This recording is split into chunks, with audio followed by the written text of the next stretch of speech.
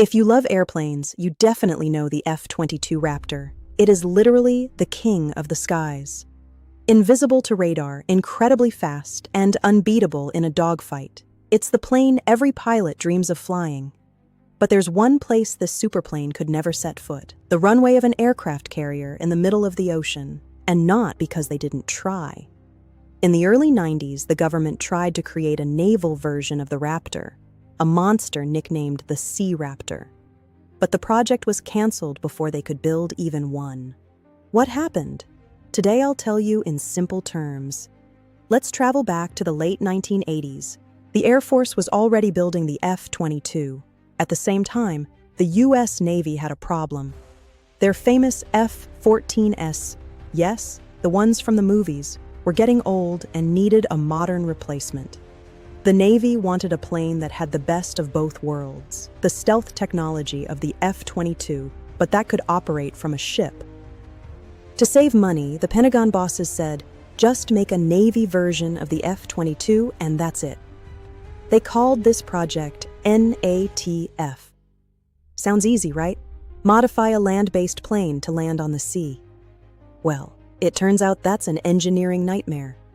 Regular planes land smoothly on huge concrete runways. But on an aircraft carrier, landing is basically a controlled crash against a moving ship. To land on a ship, you need to go very slow.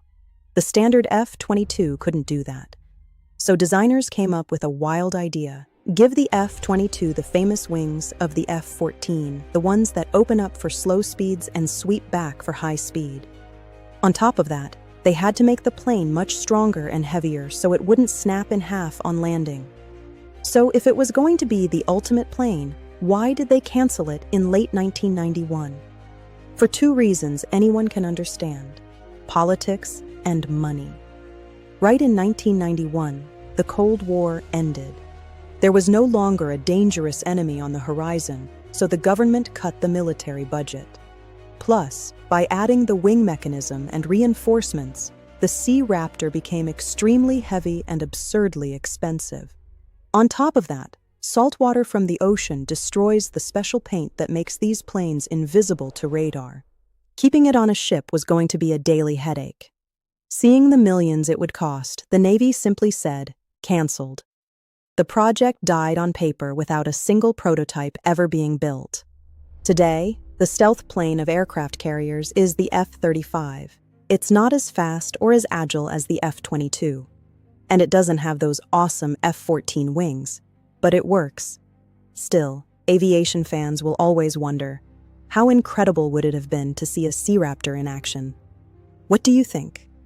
Did the Navy make the right call saving that money, or did we miss out on the greatest plane in history? Let me know in the comments. Thanks for stopping by Flight Deck Log. Fly safe and see you in the next video.